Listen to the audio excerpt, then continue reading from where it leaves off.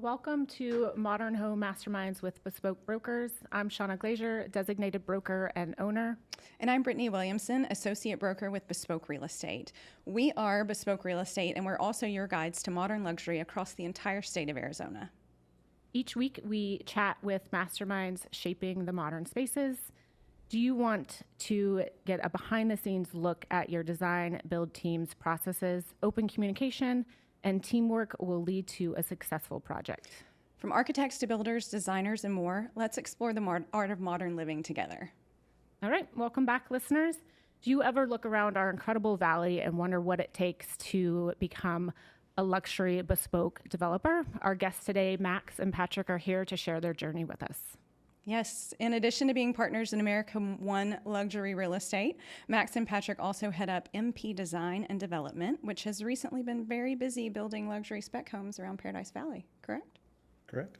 All right, guys. So Brittainy and I know that you guys are from Germany. I think maybe let's start there. Share your journey and your story with our listeners.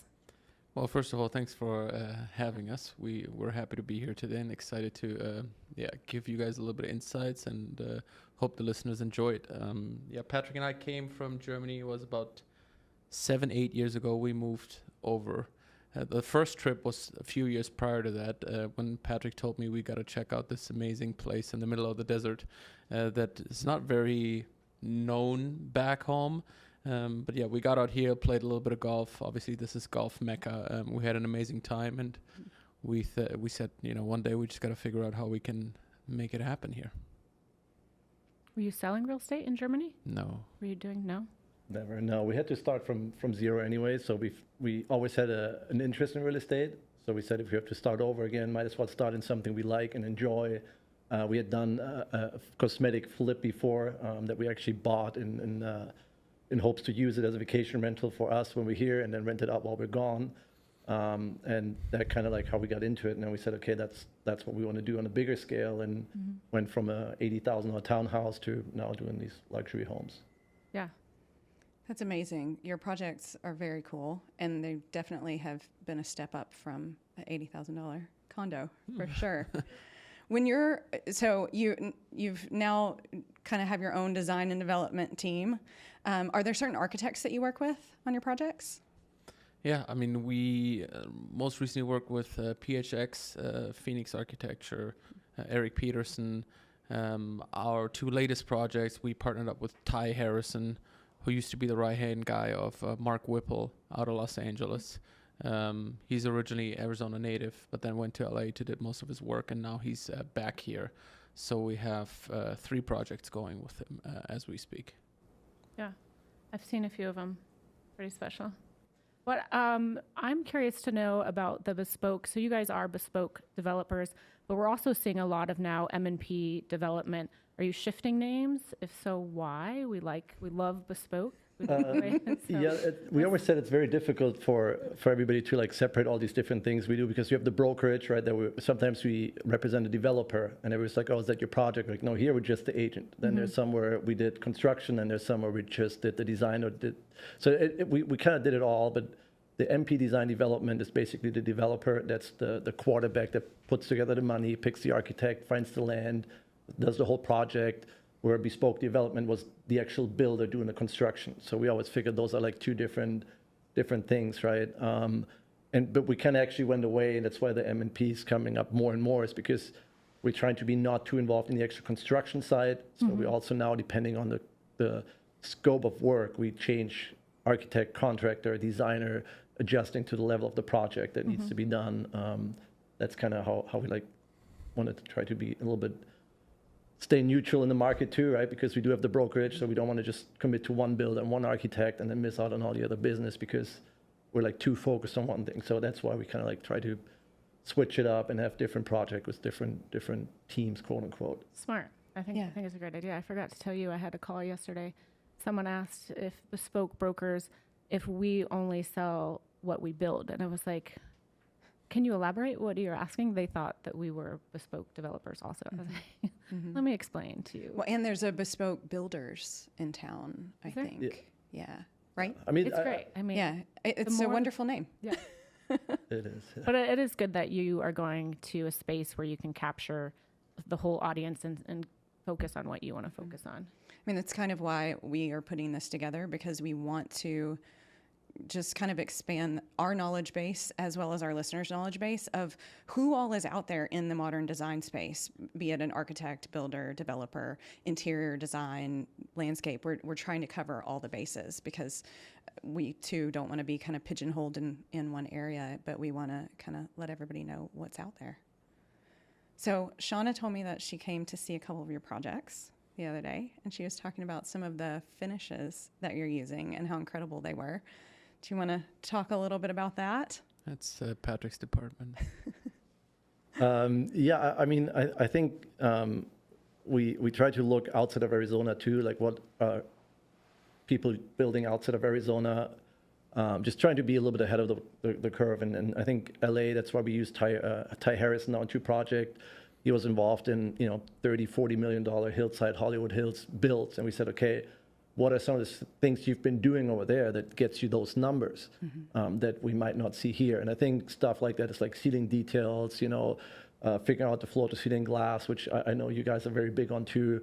A lot of them we see, $20 million homes with 8-foot sliders and stuff. We're like, really, like, you can still do that somehow. And I think we've seen the market slow down a little bit. So I think all these things are going to have to be more and more dialed in as the market is a little bit slower right now. Because there's more to pick from. It's not like everything is just gone the minute it's done. So we try to see, okay, what is maybe not as common in Arizona, but it's kind of like almost standard procedure outside, and try to bring those design details, architects, and finishes to Arizona.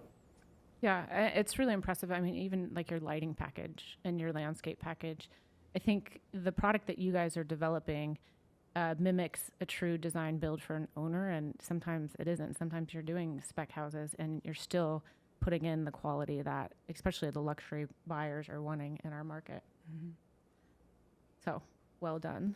Yeah, I think we said that one saying in the beginning one time. We said, a spec is somebody's custom, right? Like we build as a spec, but whoever's going to move in, to them it's their custom home in the end, right? So we try to think that way and feel like, okay, if we were to move in, what should it have? Like what is the minimum standards and everything you need, and then what are the sprinkles on top that a buyer would do and if they were to build their custom home that maybe the spec builder doesn't do. So we're trying to add a little bit more to it, to the spec. Yes. How do you guys guide your clients when it comes to pricing? For resale purchase or?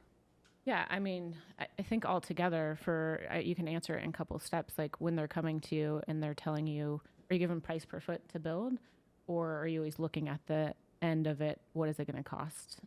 So we're talking about the development side now. Yeah. If we do a spec, for example, because we don't, as you know, we don't own the construction company, right? So we don't do build to suits.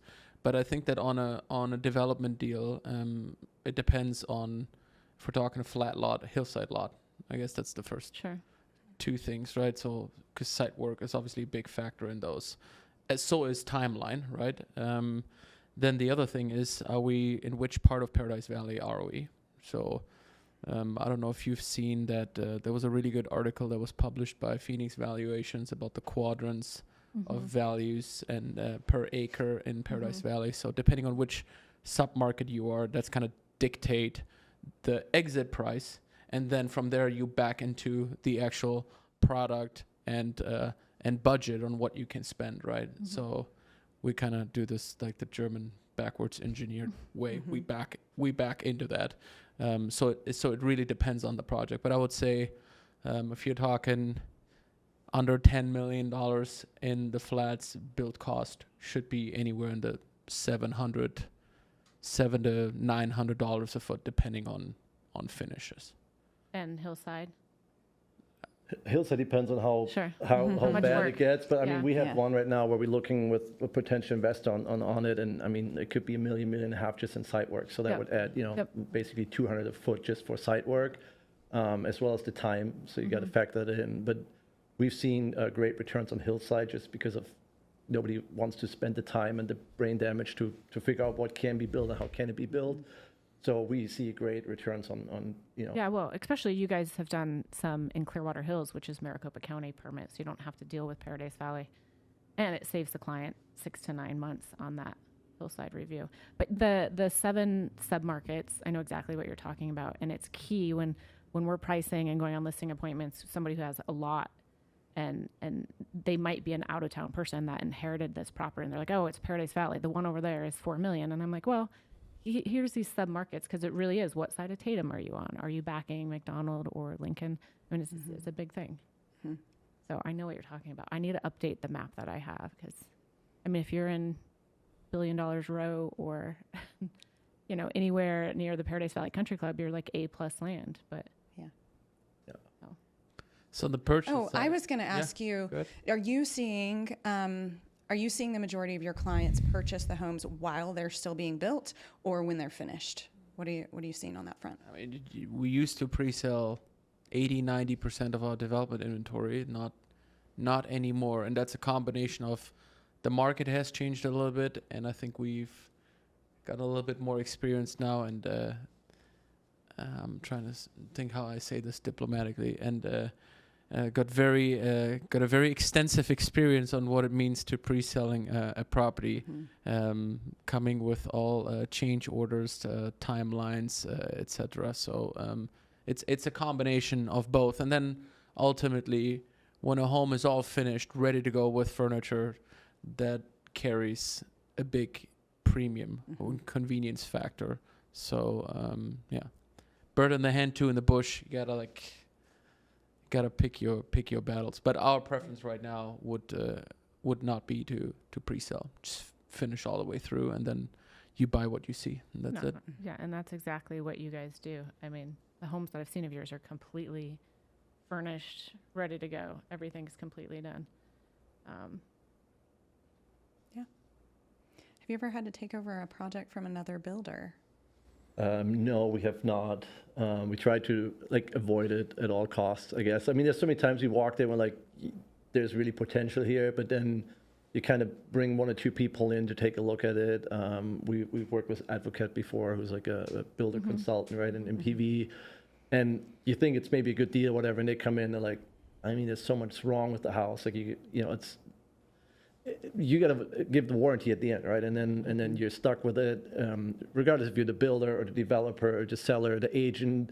I mean, if something does happen, everybody gets an email, even if it's 6 months after, and say, hey, there's something wrong with the pool or something. And now everybody's pointing fingers and stuff. So we try to avoid it at all costs. If there would be something that's like a quote unquote no-brainer, where it's like, and somebody's coming in that's because we maybe want to make it work because it sounds like a good idea, but then if somebody comes in that's like neutral and says, no, there's too many issues, you got to listen to it and not think you can just fix it or cover it up, because it'll just in the end you're just broken priority on title, mechanic, liens, etc. There's just a lot of moving pieces that you probably don't want to.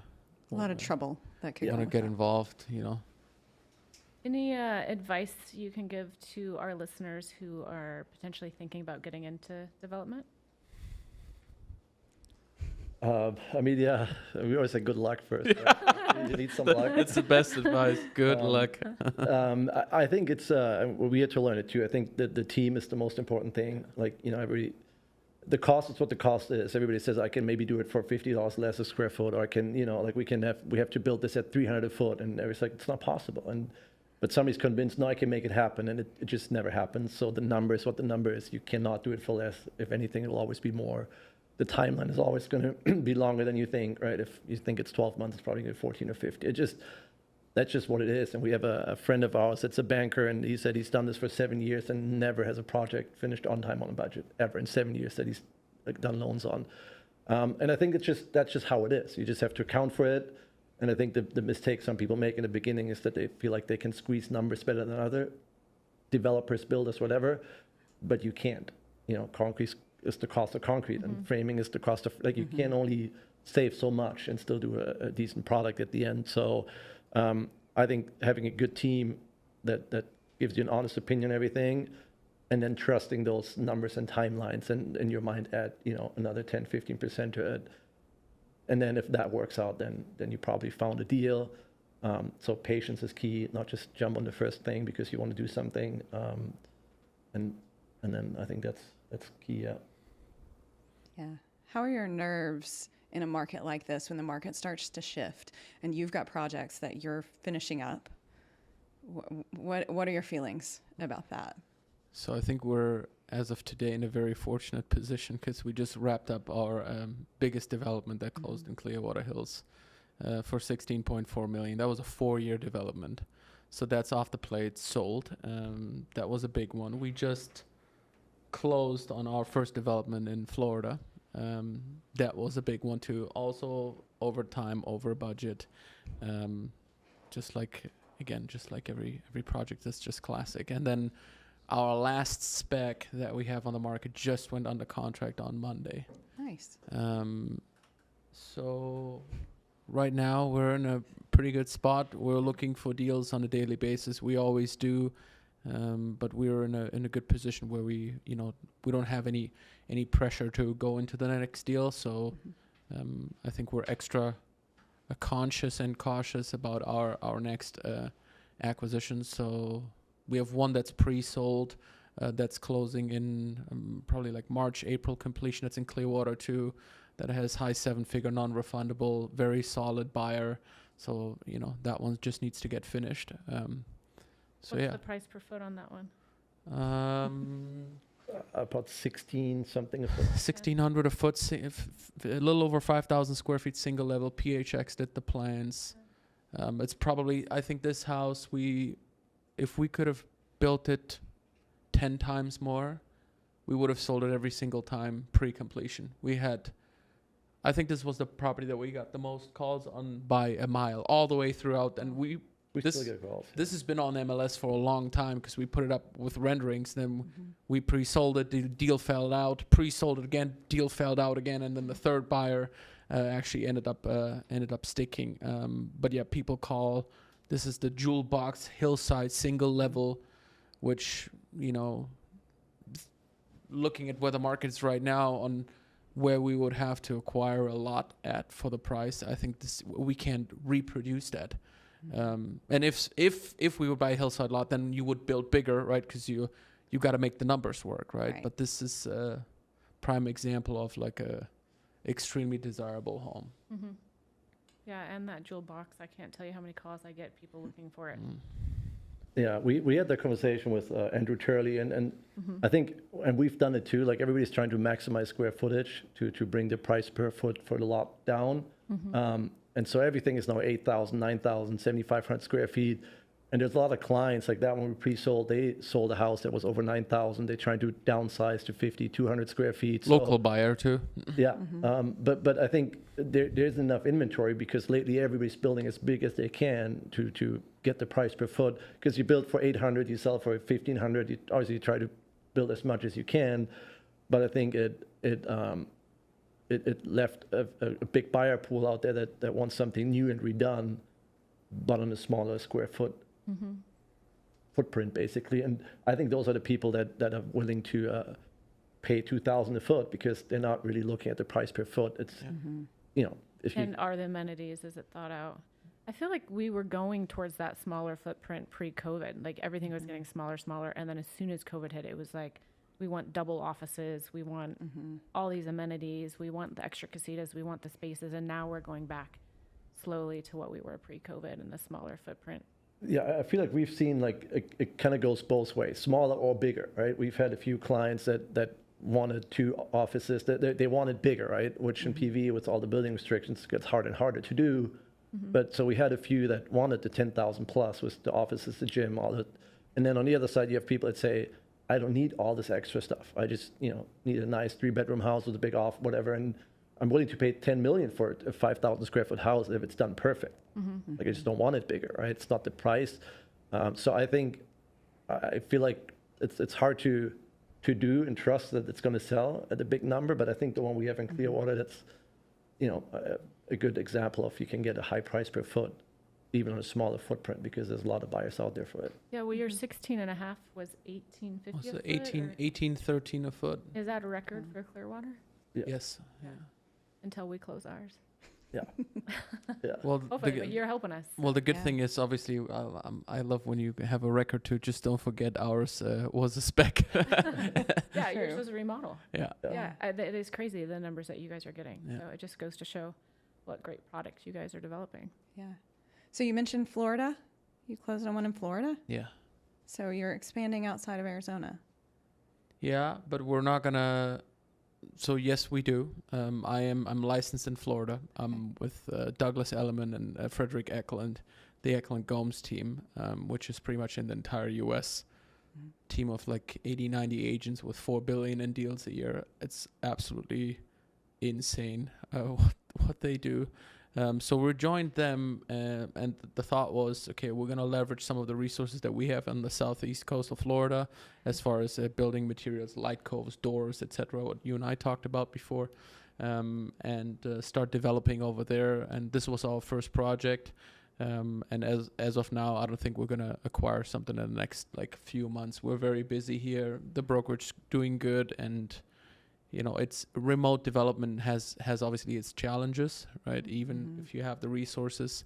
So yeah, I'm sure we will do something in the future in Florida, but it's not something that we have as our focus for the next, few months. Yeah, maybe stay away from hurricane Especially, season. yeah. Yeah. There. Well, the good thing is on our side, we had no issues with the hurricane, That's but great.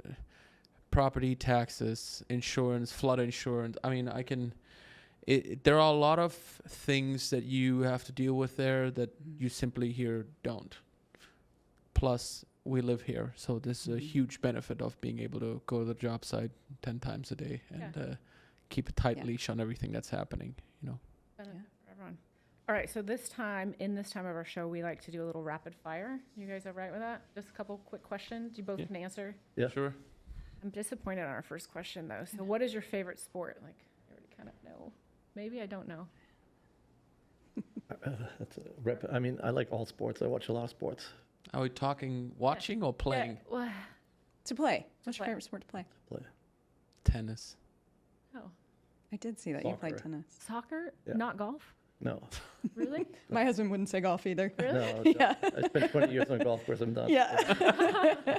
When it was your job at some point, it just. No golf. Do you play Yeah. pickleball? No. No, you're one of those. Yeah, I'm not. I mean, I'm Yeah. not 50 yet. Yeah, there you go. We don't play pickleball either. I thought it's for old people. Oh, we'll cut that out. No. All right. If you hadn't moved to the U.S., what would you be doing right now?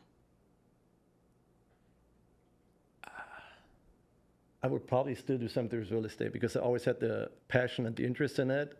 And when I kind of had to do the reset in 2016, I think I would have still picked real estate. I actually did interview for a position, which I actually interviewed for a position in the U.S. for real estate 20 years ago as an internship in L.A. So I always had the passion. So I think I would somehow ended up in real estate. I don't know how, but yeah. Okay. So, so first my answer would have been that's just not. I can't even can't even grasp a potential different alternative. But I think I would definitely be doing something with Patrick. And if it's real estate, it's real estate. We've done other things before.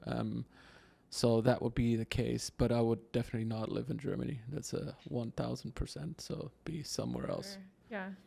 All right. Favorite happy hour spot? I don't do happy hours. No? No, Favorite coffee spot? I don't drink coffee. Lunch, breakfast, lunch, do you eat? Favorite workout? Like, come on. I literally don't do happy hour. It's crazy, right? Maybe that's. Yeah, I don't do that's, happy hour either. It's not a thing in Europe, I guess. I don't know. Literally, like never, unless it's a happy hour for work stuff where we have to like go to or something. We Yeah. never do it. I mean, I do my delight coffee in the morning. I have like a coffee breakfast shake thing. Yeah. That's pretty much 5 days a week. Yeah. Okay. Pomo. Pomo. At Gainey. That's our go-to spot. Okay. Probably 3 times a week. So yeah. So we know We where can to talk find lunch. you. We can talk lunch. We can talk lunch and dinner spots. Okay. Okay. Okay. What is your favorite golf course in the valley? That's a tough one. I feel like I like Camelback Country Club. It's kind of random. I like the ambiente just because it's not a desert style course like everything else. It's a little bit more like a links course feel. So I kind of like it because it's different, I guess. Mm-hmm. Has to be in the valley. Has to be in the valley. I think Silverleaf. What about outside of the valley? Because you obviously have one come to mind. Yeah, Trump Golf Course in Westchester, in Jersey. Oh, yeah.